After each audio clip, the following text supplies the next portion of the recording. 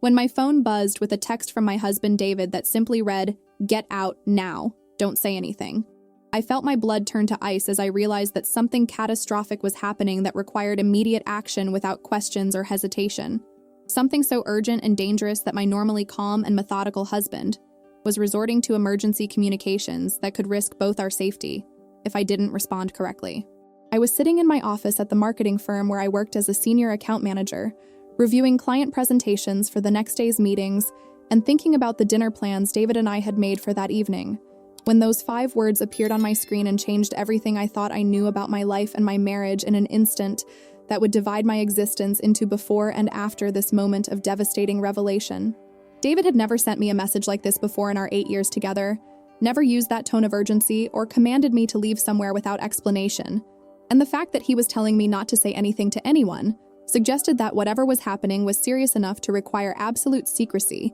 and immediate compliance with his instructions, without the luxury of asking questions or seeking clarification that might waste precious time. My hands were shaking as I read the message again, trying to understand what could possibly be so urgent that my husband would risk sending such a cryptic and alarming text to my work phone, where it could be seen by colleagues or IT security systems that monitored company communications for potential security threats or personal issues that might affect employee productivity and professional behavior.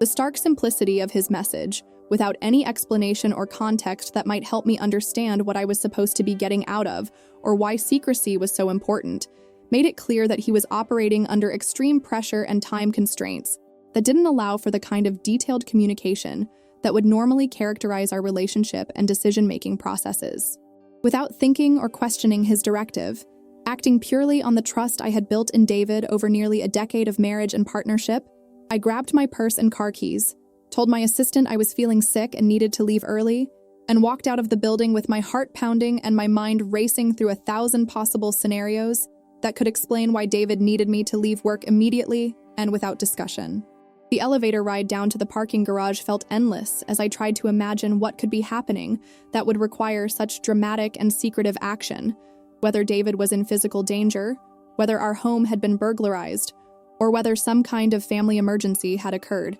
that required my immediate presence without the delay that would come from explaining the situation to my colleagues and supervisor. What I discovered when I got home would reveal that my husband had been living a double life for years, maintaining a carefully constructed facade of respectability and professional success, while engaging in criminal activities that had funded our entire lifestyle and created the financial security that I had believed was the result of his legitimate business achievements and careful money management. The urgent message that had sent me fleeing from my office was his attempt to protect me from law enforcement officers who were about to arrest him for crimes I never could have imagined he was capable of committing. Crimes that would destroy not only his freedom and reputation, but also our marriage and everything we had built together over nearly a decade of what I had thought was an honest and loving partnership based on shared values and mutual respect. The drive home from my office normally took 25 minutes through downtown traffic, but that afternoon it felt like an eternity as I tried to process what could possibly be happening that would cause David to send such an alarming and mysterious message without any context or explanation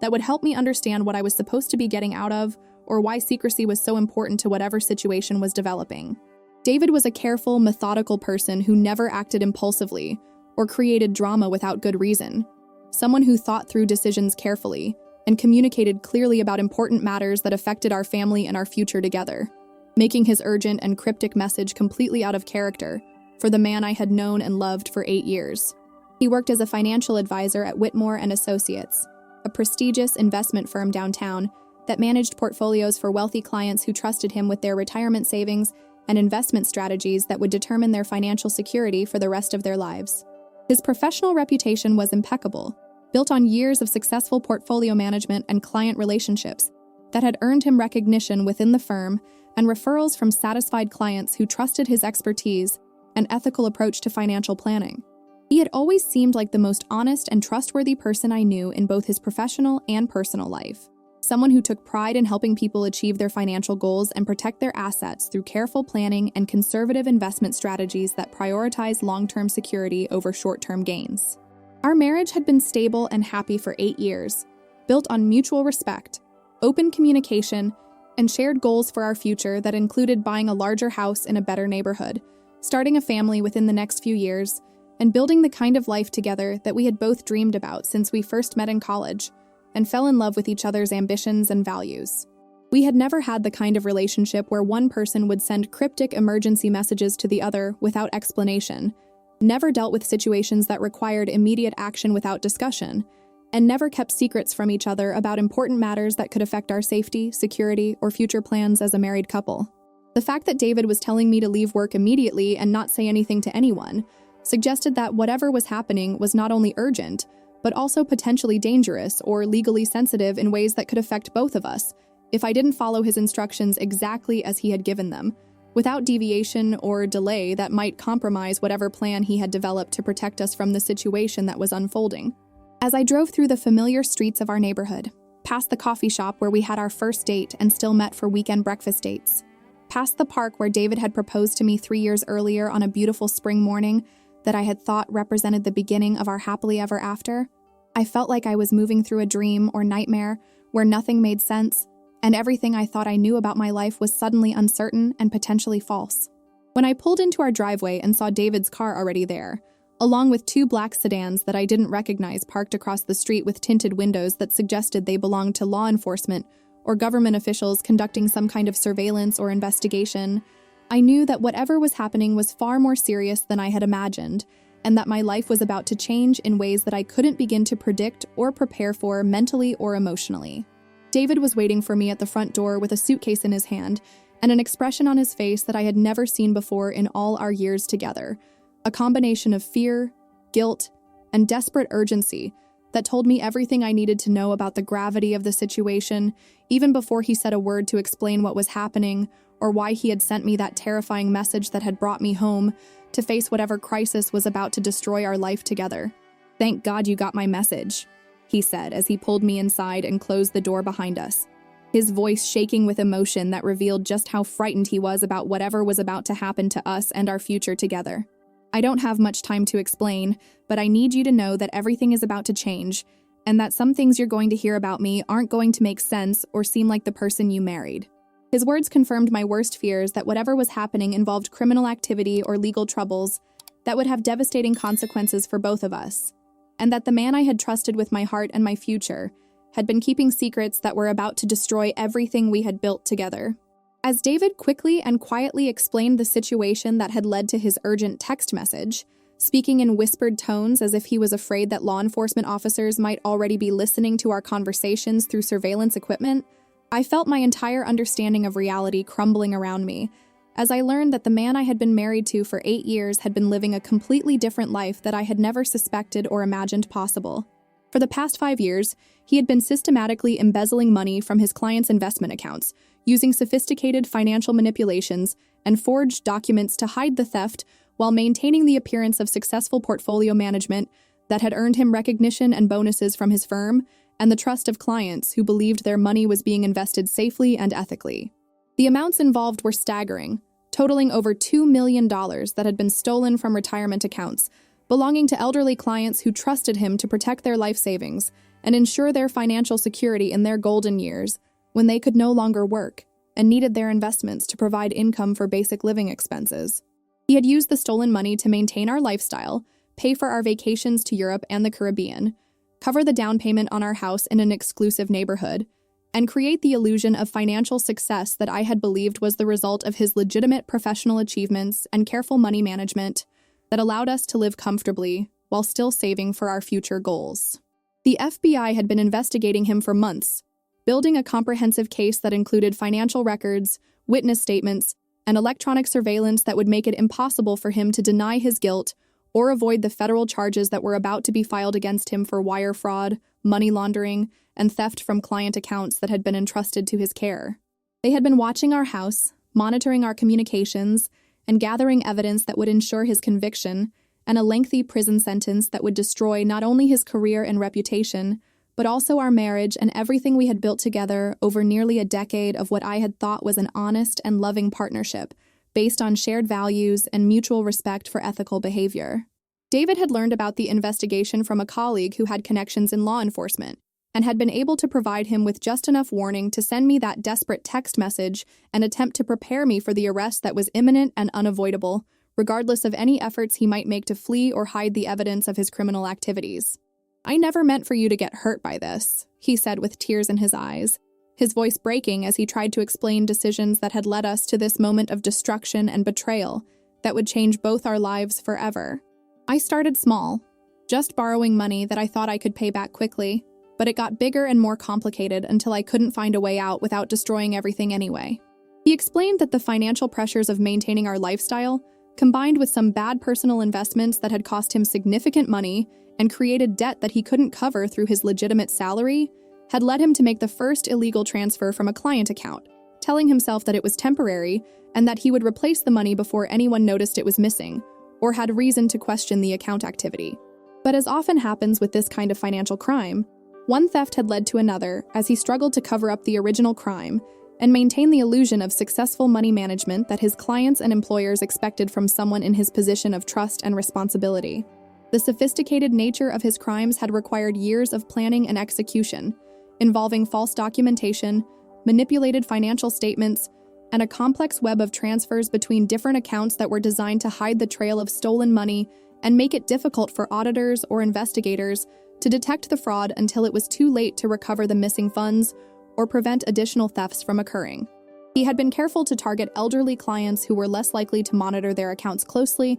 or question small discrepancies that might be explained away as market fluctuations or administrative fees, building trust with these vulnerable people before systematically stealing their retirement savings over a period of several years while maintaining the facade of a caring and competent financial advisor who had their best interests at heart. As David continued his confession, speaking rapidly as if he knew that our time together was running out and that he might not have another opportunity to explain what he had done and why he had made the choices that were about to destroy our life together, I realized that our entire marriage had been built on lies and stolen money, that every vacation we had taken, every dinner at expensive restaurants, every gift he had given me had been paid for with money that belonged to elderly people who trusted him to protect their financial security and help them maintain their independence in retirement. The house we lived in, the car I drove, the engagement ring on my finger that had seemed like a symbol of his love and commitment had all been purchased with proceeds from his criminal activities,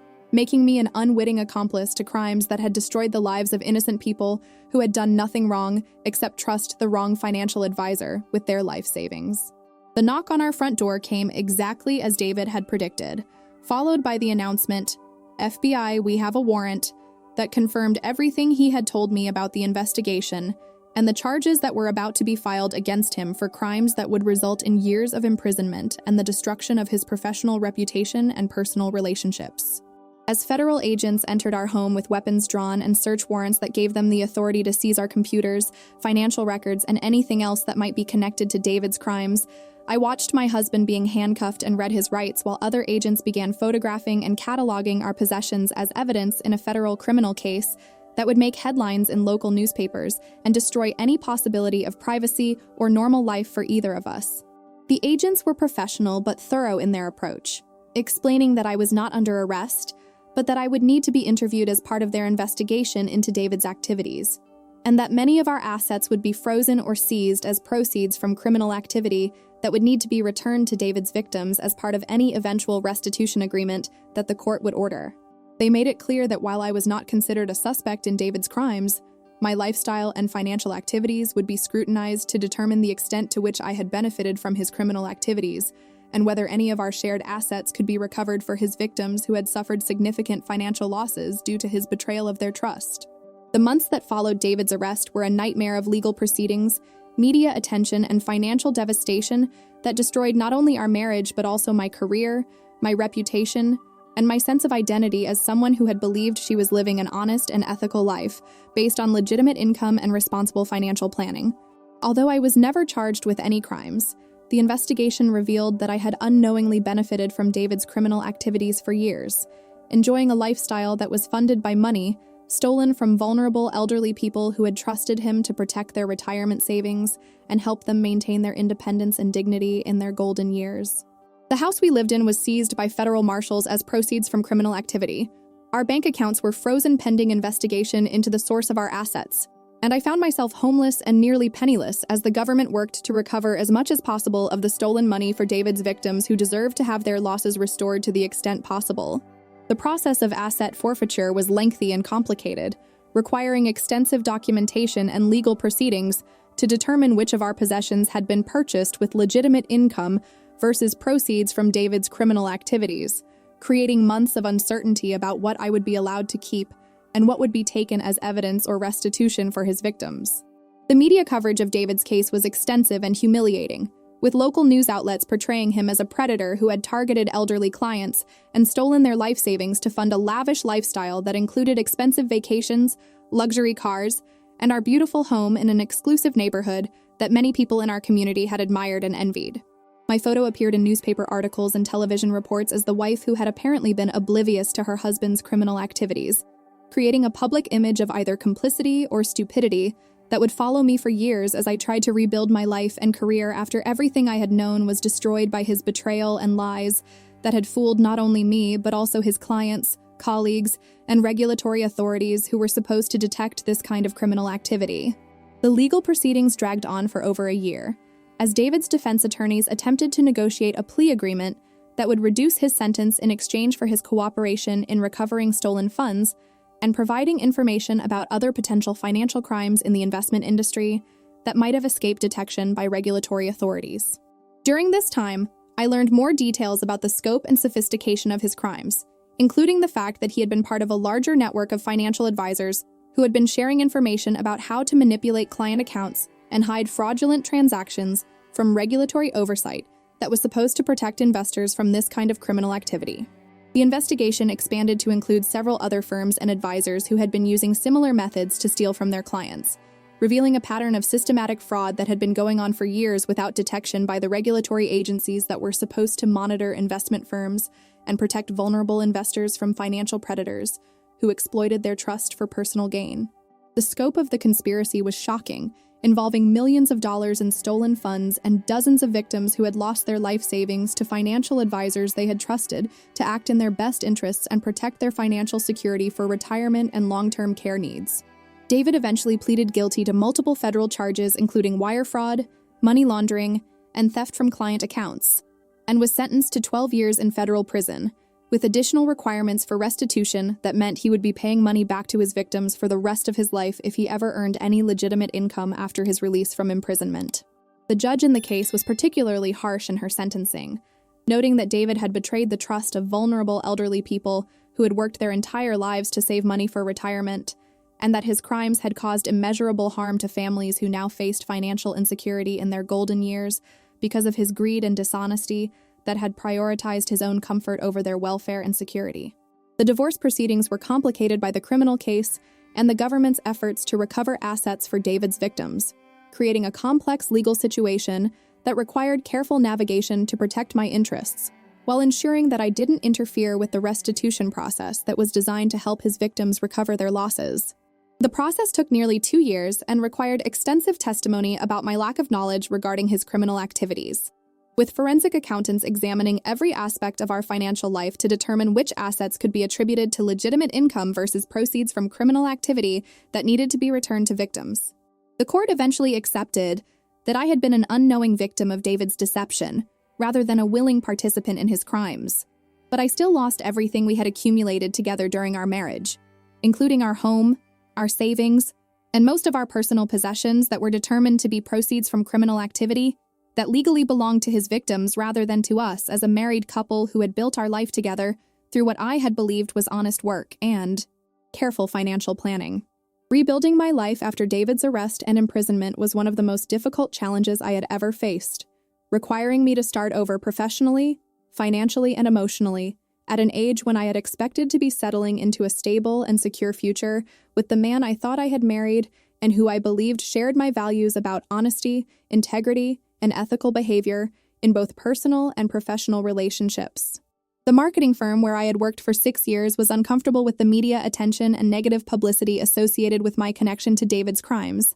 and I was eventually forced to resign from a position I had worked years to achieve, and that had provided both financial security and professional satisfaction that I had hoped would continue for many years to come. Finding new employment was difficult because of the notoriety surrounding David's case, and the assumption among some potential employers that I must have known about his criminal activities or been involved in them in some way. Despite the fact that I had been cleared of any wrongdoing by federal investigators who had thoroughly examined my activities and found no evidence of knowledge or participation in his crimes. I eventually found work with a smaller firm that was willing to overlook my connection to the case, but at a significantly lower salary and with less responsibility than I had previously enjoyed in my career, that had been building towards senior management positions and greater financial independence. Today, I have built a new career and a new life that is based on honesty, financial independence, and relationships with people who value integrity and transparency rather than material success and social status that can be built on criminal activity and deception.